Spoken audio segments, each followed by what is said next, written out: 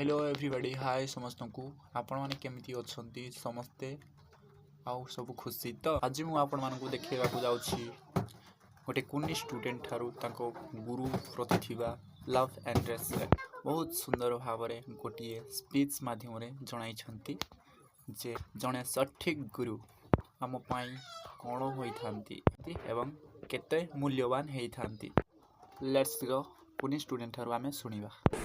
सम्मानीय सभापति महोदय उपस्थित मोर पूज्य गुरुजी एवं गुरुमां पाद पद में मोर भूमिष्ठ प्रणाम जनाऊँगी। आज विदायकालीन दुखभरा दिन में मत कि कहवाक सुजोग मिली मु निजक धन्य मन करुच्ची। आज दिनटी आम मान अतीव दुखर दिन अटे। आज आमर जो शिक्षक आम मान विदाय नौकरी से केवल शिक्षक नथिले आमर अभिभावक बापा माँ करते एकता सत्य विद्यालय गोटे जहाज हेले प्रधान शिक्षक तार अधिनायक अवदान अविस्मरणीय। आमे जदि पाठ पढ़ू ना बुझाई स्नेह कर पाठ पढ़ाऊले पूज्य चिर नमस्य। आम यही गुरुजी कथा को अनुसरण कर चलला आमे भविष्य जड़े जड़े भल मनीष हो पार। शेष मुहति की कही मो वक्तव्य शेष करुच्ची।